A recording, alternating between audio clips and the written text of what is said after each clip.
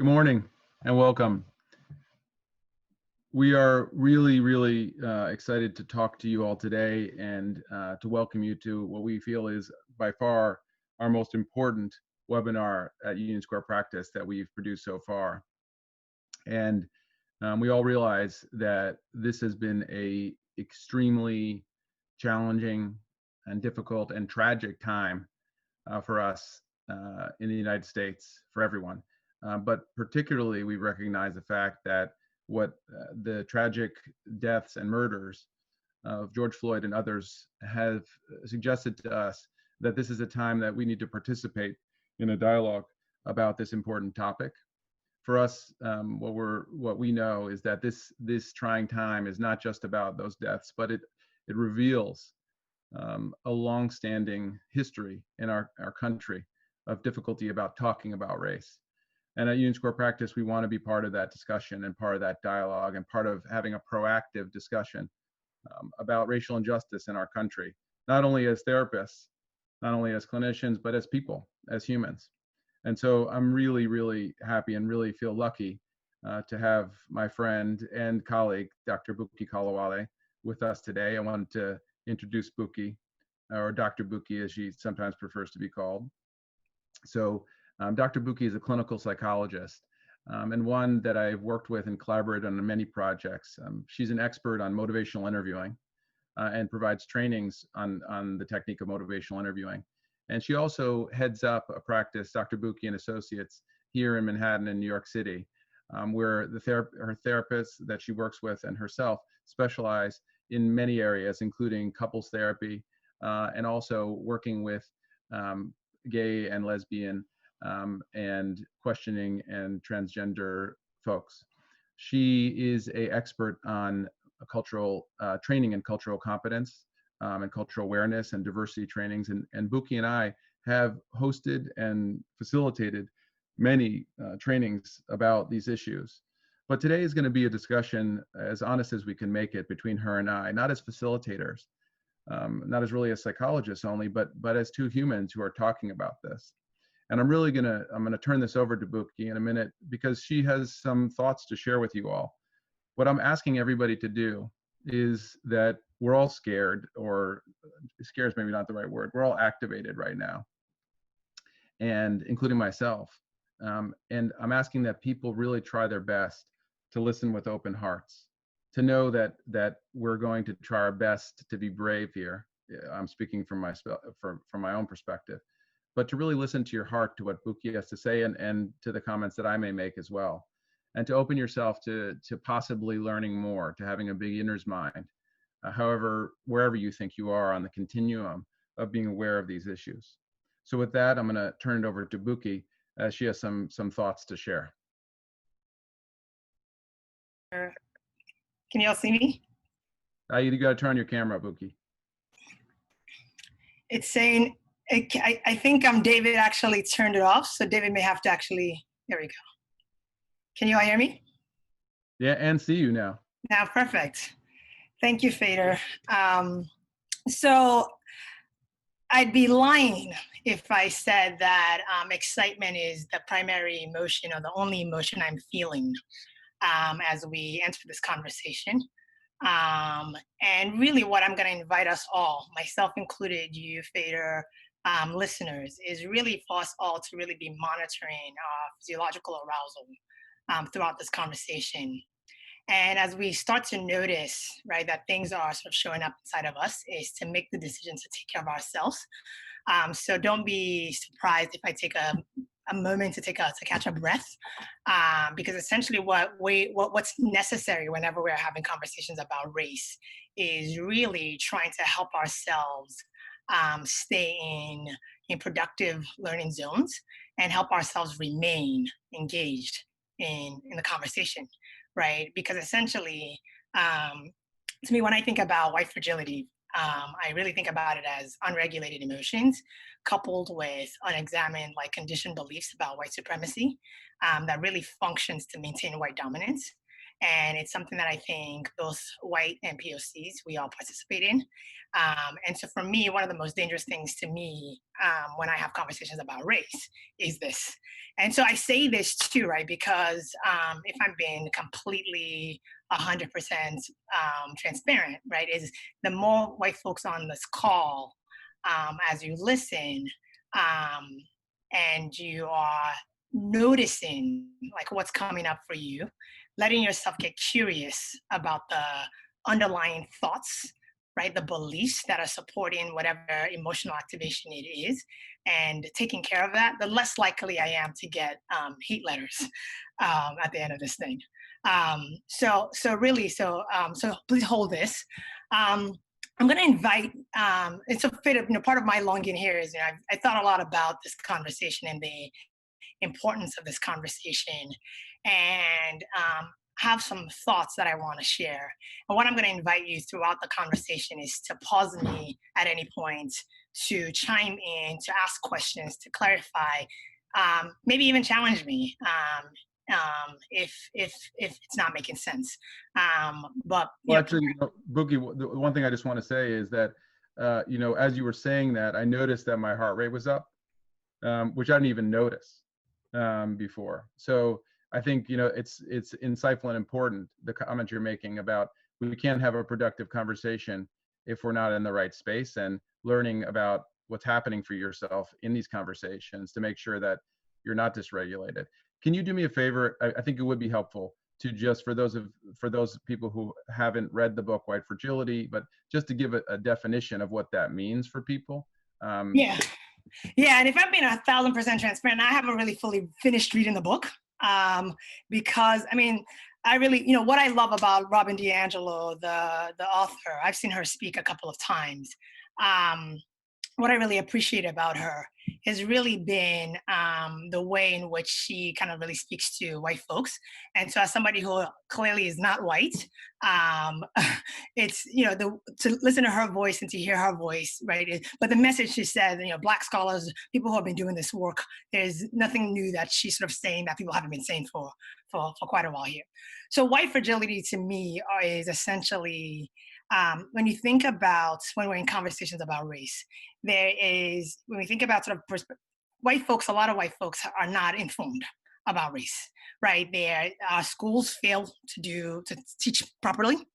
Our society actively sort of makes it a taboo for us to talk about race, right? This is why sort of we see all this whole colorblind ideology. And the piece that people have to hold and get right is that there's nothing unintentional about racism, right? Racism is intentional. It was created to serve a very particular function. And essentially, there are ways in which and it is everywhere in our institutions, it is in our relationships, it's everywhere. And so essentially, there are the ways in which we are, if there are ways in which we are almost like the part of the construction, right? And the way things have been conditioned is that we are all built to kind of like condition is the right word, conditioned to function in a way where we are perpetuating, whether implicitly or explicitly, this idea of like white people as superior, and our society, right, is essentially built around that idea. And so essentially part of what we talk about specifically about white fragility is that when we're in conversations about race, there are reactions people have internally, right, that essentially result in people either shutting down, attacking, dismissing, all the different ways that people kind of respond emotionally to what they're being confronted with, the information that they're being confronted with, the perspective that they're being confronted with, that that is hard to engage, that maybe is creating shame, maybe it's creating guilt, right? So that's the internal emotional thing that's happening. But essentially, the behaviors that result as a result of white fragility, the goal ultimately is about maintaining the system as is, right? Let's stop having this conversation because it is too heated. So let's exit the conversation. So if we exit the conversation, we don't have to talk about race. We don't have to look at the problems that are inherent because of race, right? So that's just a very simplistic. I think Robin probably does a more beautiful and elaborate job of like schooling folks about that. And so if folks haven't on this call and you haven't read White Fragility, please, that's like a simple, easy grab, a read. And I've heard Robin DiAngelo speak, so I know that she's someone who from my perspective, as a POC, seems very easily digestible. But part of what I wanted to start today, though, because I feel like I came on this call with very specific things I wanted to accomplish, and I wanted to start by actually showing this video that David, I'm going to ask you to just start a prime. And for folks that are listening, for you, Fader, part of what I would love is for you to, as we watch this video, pay attention physiologically to what happens for you. Okay? And most importantly, start noticing, why am I feeling the way that I'm feeling in reaction to what this person is saying, right? If you have paper in front of you, some way to jot down your thoughts, excellent, do so, because then you can come back after this conversation today to look at that, to start to get to know your own self better, to start to, I'll talk a little more about this, like the heart of the call of the work here is about our own interrogation of our own selves, right? So use the opportunity that when you start to get aroused, when you start to get activated, use that to let yourself ask the question, what is happening inside of me and why, right? How does that sound? That sounds great. Right. I'm looking forward to it. And just so people know, I haven't seen this video either. Bukky and I decided intentionally that we wanted me to see it with you all so I could just have a raw reaction.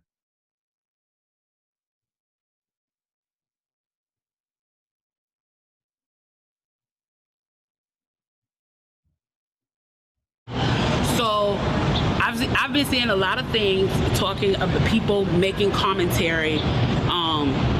Interestingly enough, the ones I've noticed that have been making the commentary are wealthy Black people, making the commentary about we should not be rioting, we should not be looting, we should not be tearing up our own communities.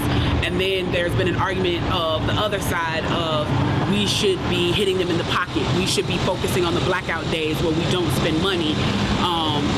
But, I feel like we should do both. And I feel like I support both. And I'll tell you why I support both. I support both because when you have a civil unrest like this, there are three types of people in the streets. There are the protesters, there are the rioters, and there are the looters. The protesters are there because they actually care about what is happening in the community. They want to raise their voices, and they are there strictly to protest. You have the rioters who are angry, who are anarchists, who really just want to fuck shit up, and that's what they're going to do regardless. And then you have the looters. And the looters almost exclusively are just there to do that, to loot. Now, people are like, well, what did you gain? Well, what did you get from looting? I think that as long as we're focusing on the what, we're not focusing on the why, and that's my issue with that. As long as we're focusing on what they're doing, we're not focusing on why they're doing. And some people are like, well, those aren't people who are legitimately angry about what's happening. Those are people who just want to get stuff. Okay, well then, let's go with that. Let's say that's what it is. Let's ask ourselves why in this country in 2020, the financial gap between poor Blacks and the rest of the world is at such a distance that people feel like their only hope and only opportunity to get some of the things that we flaunt and flash in front of them all the time is to walk through a broken glass window and get it. That they are so hopeless that getting that necklace, getting that TV, getting that change, getting that bed, getting that phone, whatever it is that they're going to get, is that in that moment when the riots happen and if they present an opportunity of looting, that's their only opportunity to get it. We need to be questioning that why. Why are people that poor? Why are people that broke? Why are people that that food insecure, that clothing insecure, that they feel like their only shot, that they are shooting their shot by walking through a broken glass window to get what they need. And then people want to talk about, well, there's plenty of people who pulled themselves up by their bootstraps and got it on their own. Why can't they do that? Let me explain to you something about economics in America. And I'm so glad that as a child, I got an opportunity to spend time at Push where they taught me this, is that we must never forget that economics was the reason that black people were brought to this country. We came to do the agricultural work in the South and the textile work in the North. Do you understand that? That's what we came to do. We came to do the agricultural work in the South and the textile work in the North. Now, if I right now decided that I wanted to play Monopoly with you, and for 400 rounds of playing Monopoly, I didn't allow you to have any money, I didn't allow you to have anything on the board, I didn't allow for you to have anything. And then we played another 50 rounds of Monopoly, and everything that you gained and you earned while you were playing that round of Monopoly was taken from you. That was Tulsa, that was Rosewood. Those are places where we built black economic wealth, where we were self-sufficient, where we owned our stores, where we owned our property, and they burned them to the ground. So that's 450 years. So for 400 rounds of Monopoly, you don't get to play at all. Not only do you not get to play, you have to play on the behalf of the person that you're playing against. You have to play and make money and earn wealth for them, and then you have to turn it over to them. So then for 50 years, you finally get a little bit and you're allowed to play. And every time that they don't like the way that you're playing, or that you're catching up, or that you're doing something to be self-sufficient, they burn your game. They burn your cards. They burn your Monopoly money. And then finally at the release and the onset of that, they allow you to play and they say, okay, now you catch up. Now at this point, the only way you're going to catch up in the game is if the person shares the wealth, correct? But what if every time you share the wealth, then there's psychological warfare against you to say, oh, you're an equal opportunity hire. So if I played 400 rounds of Monopoly with you and I had to play and give you every dime that I made, and then for 50 years, every time that I played, if you didn't like what I did, you got to burn it like they did in Tulsa and like they did in Rosewood, how can you win? How can you win? You can't win. The game is fixed. So when they say, why do you burn down the community? Why do you burn down your own neighborhood? It's not ours. We don't own anything. We don't own anything. Trevor Noah said it so beautifully last night. There's a social contract that we all have, that if you steal or if I steal, then the person who is the authority comes in and they fix the situation. But the person who fixes the situation is killing us. So the social contract is broken. And if the social contract is broken, why the fuck do I give a shit about burning the fucking Football Hall of Fame, about burning a fucking Target? You broke the contract when you killed us in the streets and didn't give a fuck. You broke the contract when for 400 years we played your game and built your wealth. You broke the contract when we built our wealth again on our own, by our bootstraps in Tulsa, and you dropped bombs on us. When we built it in Rosewood and you came in and you slaughtered us. You broke the contract, so fuck your Target. Fuck your Hall of Fame. As far as I'm concerned, they could burn this bitch to the ground. And it still wouldn't be enough. And they are lucky that what black people are looking for is equality and not revenge.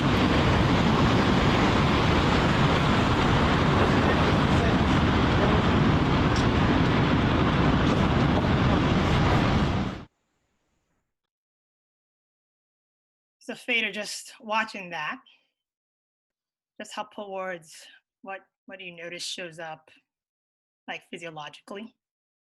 What thoughts are coming up for you? What emotions are coming up for you? What beliefs are coming up for you? I mean, she's right.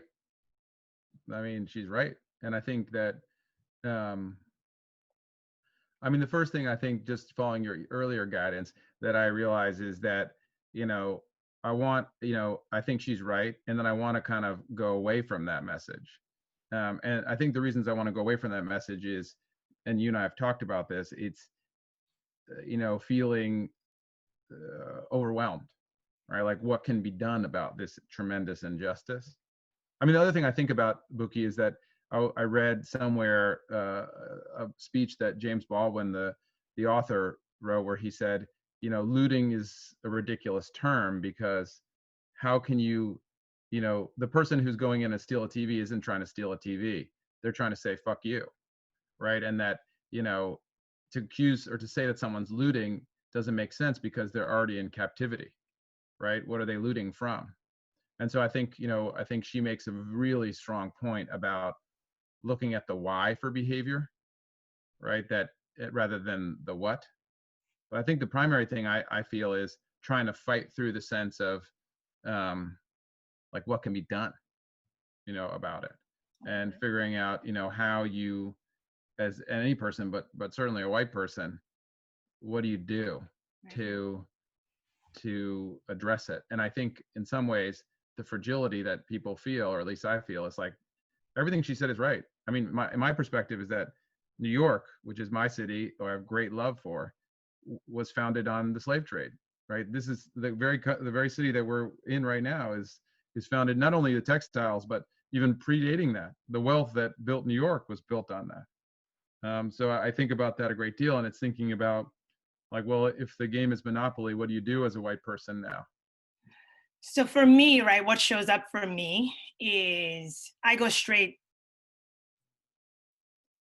The thing that comes really like right in front for me is her pain, is my pain, is the pain of POCs in this country, outside of this country.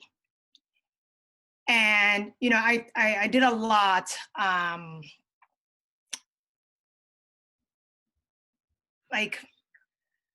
part of, one of the things that again, the reason why, again, I keep inviting, I'm going to keep inviting your participants, your own self, is that, right, part of what you described, Vader, is like sort of noticing your thoughts around the beliefs and saying, yes, she's right. Noticing the part of you that wants to move into action, what can be done. And noticing that physiologically, almost a part of you that wants to move away, but not necessarily give a name to emotionally what's coming up for you. And that's the piece that I think sometimes sort of feels like I long for white folks to like let that show up, right? In the sense that, like, I identify with her rage, and underneath of that rage is the pain. Is the pain that is driving that rage. So when I thought about, for example, even the choice to call this conversation how to be I can't remember, use the word ally, and I was intentional in letting us keep that, because of the point that, like, this woman says, right, Black people do not want vengeance, we want equality. And one of the things, if you take anything away from this entire conversation today, listeners, I think the piece I'm on is this idea that we do not need any more allies in this conversation, in this thing that we're trying to do.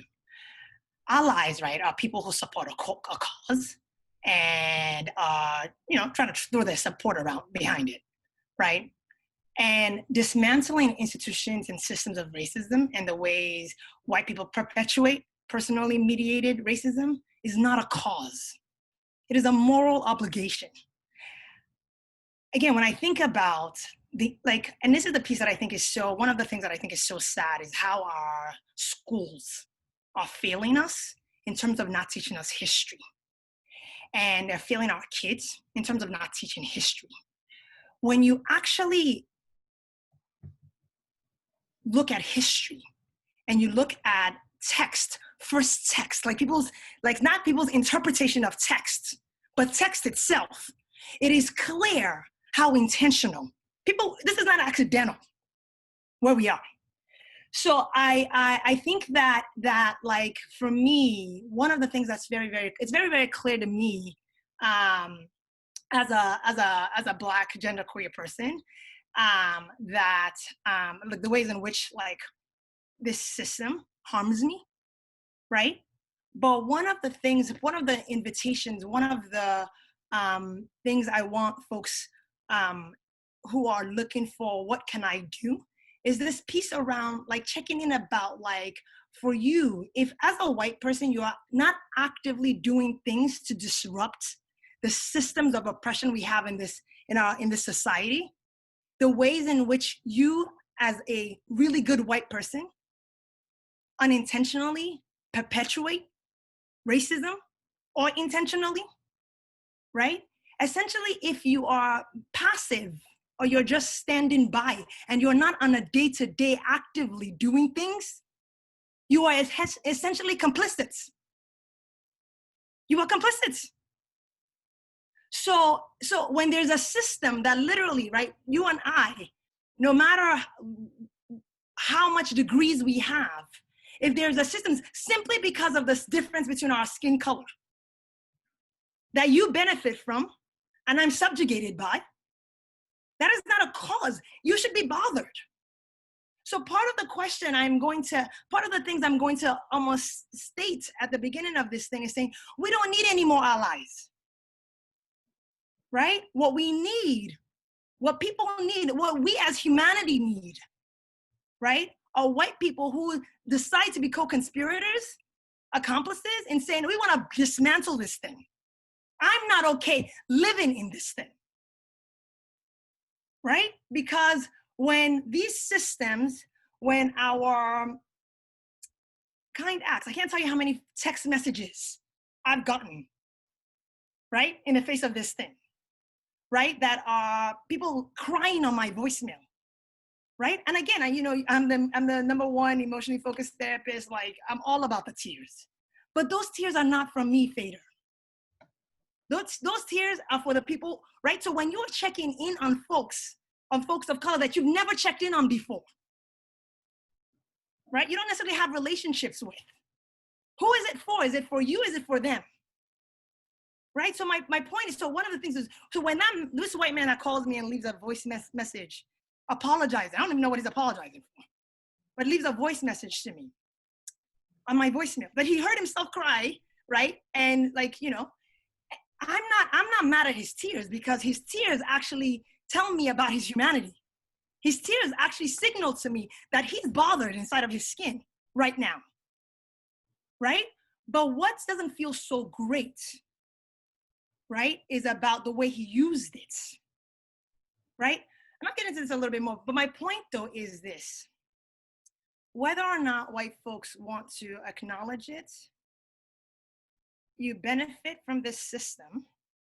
You, whether intentionally or unintentionally, perpetuate racial traumas, racial transgressions against people of color.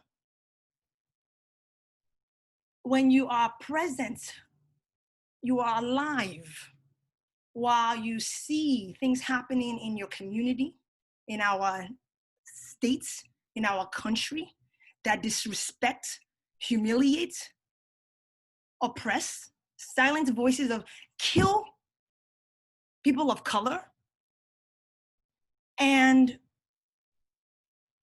you're asking the question about being an ally. That's literally what comes up for me, because it's like, I don't want an ally. I want you to be disturbed. And I don't want you to see this as a thing that you're trying to do to save POCs from. I want you to be asking, how is this thing compromising you? Right? So one of the first things I'll say to people, if you're asking and trying to saying, I'm trying to be a part of the solution, I recognize that being silent means being complicit. And part of what I'm just trying to do is to figure out how to be a part of the solution to fix this. The first thing that I'm gonna say is this, is that, number one, get clear about your why. And your answer cannot be that it is for people of color. It has to be for you, for yours, for your kids, for your family. It has to be directly related to you. I have a really, really good friend, and she says this in a much more witty way than I say it.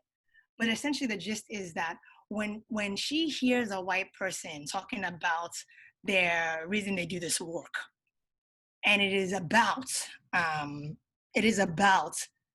trying to help people of color, she doesn't trust it. And in fact, in her mind, she makes a mental note of that person being dangerous. Okay, because what the reason that, and the piece that that feels very real for me, and the name of that person is Michelle Mondesir, in case you're on here on this call, is that, you know, for me as a Black genderqueer person, honestly, Peter, the person I'm scared of is not the Klansman. It's not the person who is like a part of the Brotherhood of the White Knight. The person that terrifies me is my neighbor, who has the Black Lives Matter poster on their lawn. Okay, the person who presents as woke, right? And because I'll tell you why, is because they present in a way that almost, and they've done enough work that they can talk about white privilege and the many problems with the constructs of whiteness in a way that almost my brain wants to say, you're safe, right? But then they invite me to their wedding, and it's a wedding of like 300 folks, and maybe it's me and 2 other POCs in the room. Okay, it's my neighbor who all the people that are raising their kids, that their kids call auntie and uncle, are all white. They're the professionals they consult, the doctors they go to, the dentists they go to, the massage therapist are all white, right? When they go to their job, all of their leaders are white, right? They maybe have 1 or 2 colleagues of color, but they only really socialize at work, right? And they're not disturbed by it. They don't even notice it, right? And so for me, that's who's most dangerous to me. You know why? Because my guards get dropped, right? And then things happen that I don't expect. And then I have the audacity to name and be like, yo, you're behaving in this way. And then all of a sudden I'm leaving my job. Or all of a sudden the environment of my work is no longer, right? So the most dangerous person to me, right? To folks in New York City, like, you know, is not Klansman. It's not the Trump supporter, right? It's the person who voted for Obama. You know, so I feel like there's this piece and this invitation for white folks who are really motivated and really want to be down for the cause to say, number one, let's break around this idea of this being a cause. It's not a cause. This is about saving our humanity. I think what I hear you saying, Bukky, is that, you know, the title of our conversation, it missed something, and what it missed is the idea is that it's wrong. Like, it's not about being an ally, it's about being an activist, and being an activist not because, you know, solely because you're trying to help someone else who isn't like you, if you're a white person, but because it bothers you at your core. I just want to say something about what you said before. You know, in watching that video, it's interesting you said about, like, your first response is pain. You know, I think, you know, what happened for me is I felt that pain, but as I said before, you know, part of it is wanting to move away from it. And I think that I don't think I'm alone in that, right? I think, like, people want to move away from the pain. And I don't think it's just moving around the pain. I mean, that was a particularly eloquent and also particularly assertive comment. The comments don't always come in that way. Sometimes you're just in a situation where, you know, I think people shy away from much less clear examples of someone, like, describing the inequalities and things. And often I think those things happen between white people, right? It's not, you know, a person of color who's making that statement. It's a white person who's making a statement that's about keeping the status quo.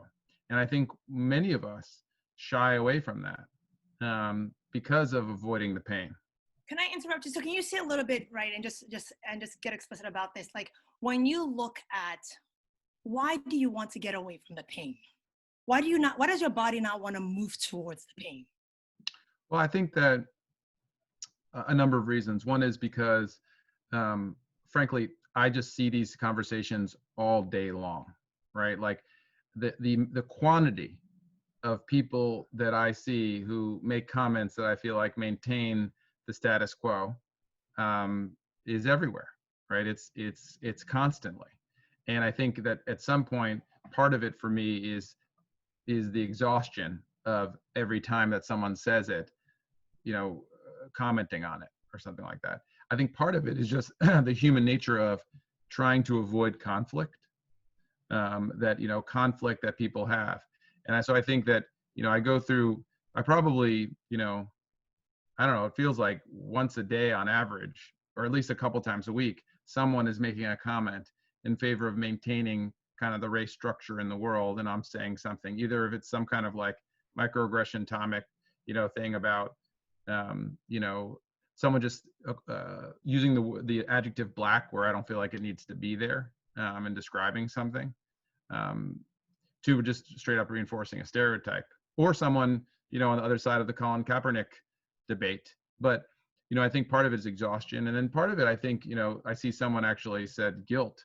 I think guilt is part of it too, right? That I know that by being white, I'm complicit in this, right? By benefiting from the things that white people benefit for, specifically that white men benefit from, that I'm complicit in it, just kind of in existing. Right. So part of, you know, again, like I said, I think the reason why it's so is this piece of is like, right, is, I think you're right, it's exhausting. And I think part of the privilege of being white is this piece that you can tap out, whereas, you know, we can't tap out, right? This piece around, go ahead. I was just going to say, you know, one of the things that educated me recently is your Twitter bio. Right, your Twitter bio, like, my activism is my being. My being is my activism. My being is my activism, right? So, like, that, I think, to me, is speaks to the fact that, you know, it is a privilege, yeah, to do that. To just, you know, to be exhausted is a privilege. Yep. So part of, right, so again, all of the answers, there are no answers that anyone would offer about why you want to move away from the pain, that I won't tell you is, number one, predictable, and also makes sense for you, given your own personal, whatever your own personal journey and whatever your own personal story is. And the moving away from the pain, the difficulty with saying, leaning in and tell me more, right? Not all POCs cannot carry the responsibility of being as clear, as educated in terms of like information, as that woman was, right? So I think if people are hearing folks telling you, do your work, white people all the time like will come up to me and be like, people keep telling me to do my work. I don't really, how do I do my work? How do I do my work? Right? It's about these pieces of, whether it's trainings, whether it's books, for example, by like, you know, I think people are making this stuff more accessible now, whether it's the Robin DiAngelo one, whether it's the Ibram Kendi one. I think it's how to be anti-racist, right? There are books that exist, but the invitation is this piece about start educating yourself, because one of the first things that goes awry in conversations about race is white folks showing up to that conversation with an opinion that's not informed. That's not informed by their lived experience. That's not informed by like actual, like learning of history. So you just have a perspective. That's nice. That's an opinion. It's kind of like if I was like talking to Neil deGrasse about like, I don't know, what does he even do? Astrophysics. Astrophysics. I don't even know. I don't even know what the basic tenets of that is. But I wanted to have an opinion about that. Like he would look at me like, what? We wouldn't even be in a conversation, right? So I think this piece around, there's a piece I'm again inviting and saying, first and foremost, get clear about your why. How are you compromised by living in a racist system as a white person? Well, actually, I'm curious to, you know, what I actually would like people to do is to answer Bukky's question. Bukky, why don't you ask it again, and, you know, just put into the chat there your answer to that, your thoughts on that. Yep. So Bukky, you want to just ask it one more time so that people. Absolutely. And I'll give you different variations of it, because sometimes I know I can ask the question, and this is a tough question to ask and answer. And a lot of times I ask this question and people are like, I don't know, or the answer is again focused on saving people of color, right? So why is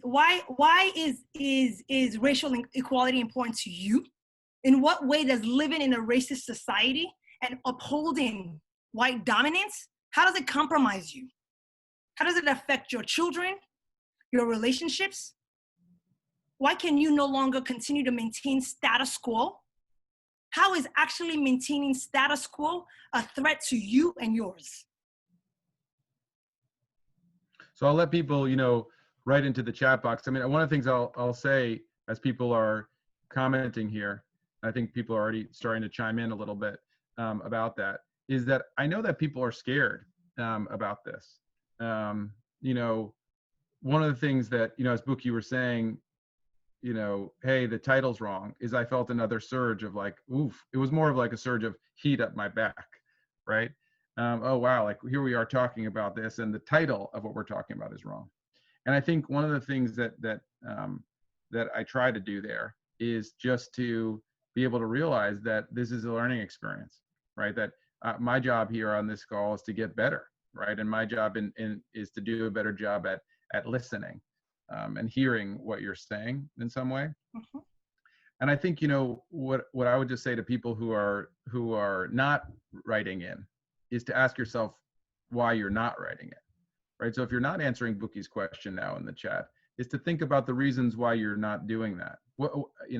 What's coming up for you that's making it hard for you to share your thoughts here and do it in this setting. I'll also say to you that, you can respond directly to Bukky, directly to me, or you can respond to Bukky and I together as the panelists, or to everyone. Bukky, people are asking you to ask the question one more time. Yep.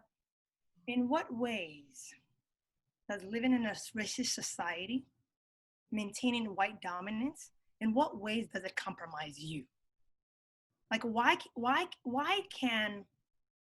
is it not okay for you to continue to participate in this system? Right. So, I think I'll just, as we're waiting for people to kind of give their viewpoint. I mean, I think the thing that comes up for me is that I've always been very bothered by it. And I think part of that is it being racism? What's the it? Well, I think that it is inequality in the way people are treated. And also not only dominance, but violence towards people who are, in my view, targeted against Black people, but just people of color in general.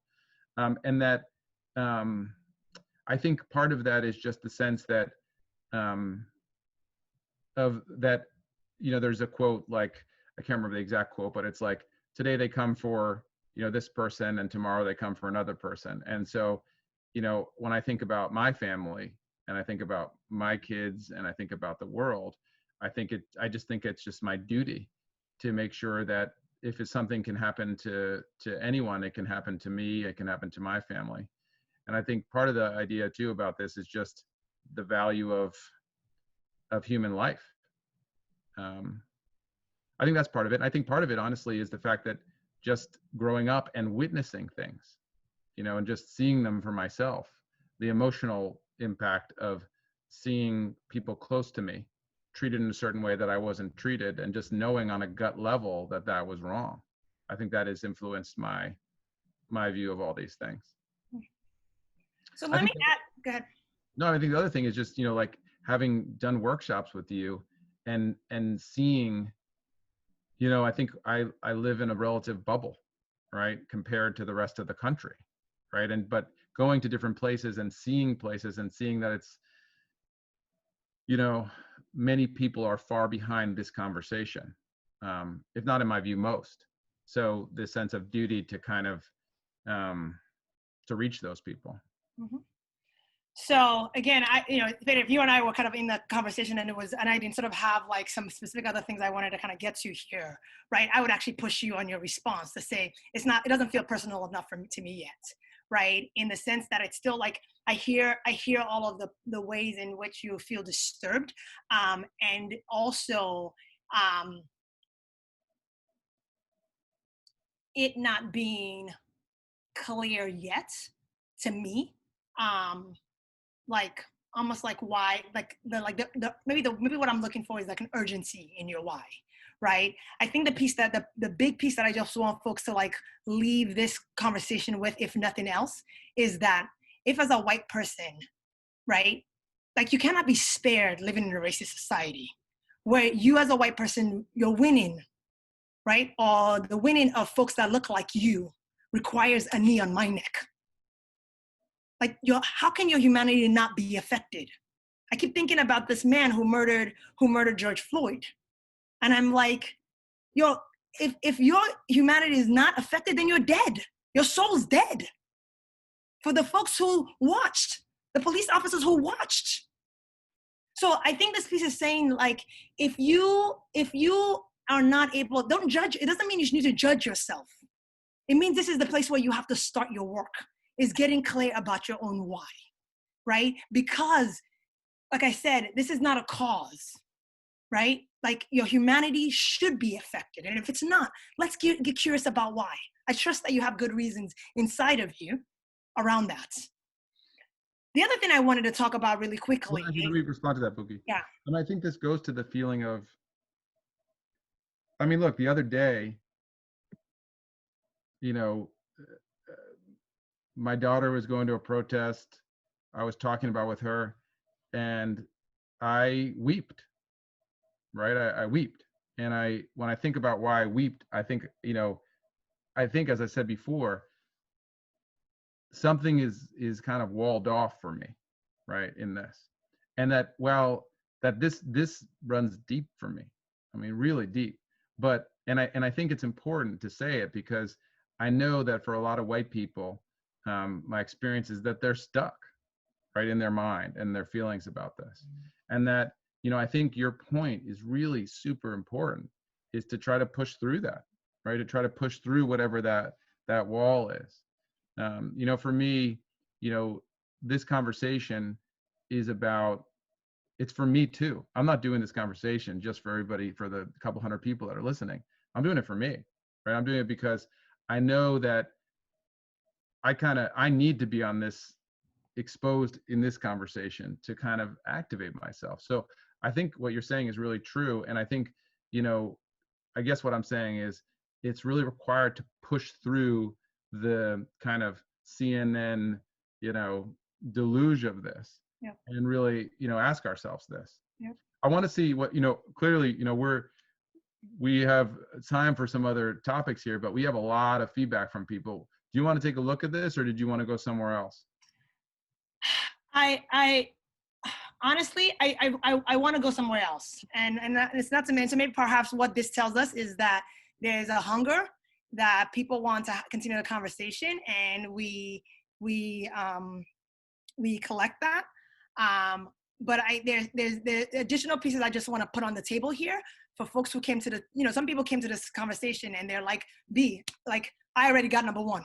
What's the next, right? So I want to be able to make sure I like the specific things. Put it this way, in this moment in time, me saying yes to this call, right? For me, there was a particular reason why I said yes. It's about our relationship, but it's also around this pieces of like, it becomes this one way where I feel like I get to like get out some perspectives that folks can like hear, react to. So let me just add a couple more, and then if we have time, we'll add a little more. Okay. So one of the other things that I'll say really quickly is that white folks needing to sort of really change their frame and increasing their comfort towards like white supremacy, whiteness, racist, as it relates to yourself personally. Okay, as it relates to you personally. When progressive white folks get called out for their enactments of their white privilege or their racism, it's as if a bomb gets dropped inside of them. And essentially anyone, especially particularly the POC person who's around or who was related to, has to feel the burn of it, right? This is the kind of thing we're talking about here. So one of the things I'm saying here is, if you're going to say you want to be doing this work, you got to increase. You have to start to increase your own your own tolerance, right? To see your racism, right? I want to, one of the things I loved about how Robin DiAngelo kind of put this thing, and I was saying this thing way before this book came out, right? But it's something that feels nice that when a white woman says it, right? Of like, essentially, it's like, if you are not actively being anti-racist, unfortunately, inherently, you are being racist. And to be racist is not that you mean you're a bad person, right? It's just the ways that like you've been conditioned. We've been conditioned. Okay. And the only reason I'm like, is the only difference between me and you, and I have my own work to do in this system, because I will tell you the ways in which I uphold the system as well. Right. But essentially the gist I'm saying here is white folks needing to increase and change their relationship to those words that are so activating to them. And we already have just we already have some specific ones, right? Like if somebody calls you and is like naming like how you're holding white supremacy, right? Again, notice what's coming up, right? The other thing I'm going to add to this really quickly, and I know that we want to, is this piece around. So I guess, I mean, I don't know if I've landed this point enough around this piece about folks just really needing to be, before you're focused on the outside. One of the things I'll tell you that sort of activates me, when I hear a white person othering another white person who's less conscious than them, I get activated, because there's a distancing that you're doing to that person that minimizes, there's a distancing, that there's a putting oneself above. It's another enactment of white superiority, right? So this piece around really starting to change our relationship around those words. I'll say again, I'll add here that one of the things that I want people to change their frame is this piece around feedback, starting to see feedback as a gift. As a Nigerian Yoruba person, one of the saying in Yoruba culture is that it's like, we tell you that like, maybe like there's like food in your teeth because I care about you, right? If I didn't care about you, I wouldn't say anything. So when people give you feedback, whether it's from another white colleague or from a POC, that's inviting you to say, yo, I noticed this thing you did. The first thing that should be coming out of folks' mouth should be, thank you, right? And let me figure out my whys of what's underneath. What's the belief behind this? What's the feeling inside of me that gives me permission to do that? But for us to start to have this like perspective of like, it's almost like in some ways, one of the things I tell my wife all the time, my wife is a white woman, is this idea of expecting her racism to show up. It's not an if, it's when. It's when. And so can you feel quickly so that we can keep it moving, right? Versus this piece of like being cautious and being so overly cautious, because when you're being overly cautious, guess what? It's also then hard for you to learn and see yourself and then be able to adapt and adjust. So, I mean, there's a whole speech, there's a whole long more behind this. That's conversation number 2. Yeah. So I'll just, I'll stop here. Yeah, well, no, I don't think you need to stop. I think, we do have a few minutes, and if people have, specific questions, I'll just say though, that I think your point is that, people need to be more open to hearing feedback, and that feedback's a gift. And I think the other point you're making here is that white people should be careful about othering other white people, and that it's a way of distancing ourselves from the ways that we are perpetuating overt or some covert racism in ourselves. Yep. And I think the biggest takeaway this piece is interrogating your own self. What are the ways in which you unintentionally are upholding and maintaining systems of oppression, these structures of racism? What are the ways in which you intentionally and unintentionally perpetuate racial transgressions against your POC colleague, your friend, right? We need to start looking at that. The work is internal. When you are doing the work here, guess what? You will be able to do even more amazing work out in the world. But it has to start here. So, everyone, you're in conversation here with Bukky Kolawole. Dr. Bukky has a practice called Dr. Bukky and Associates.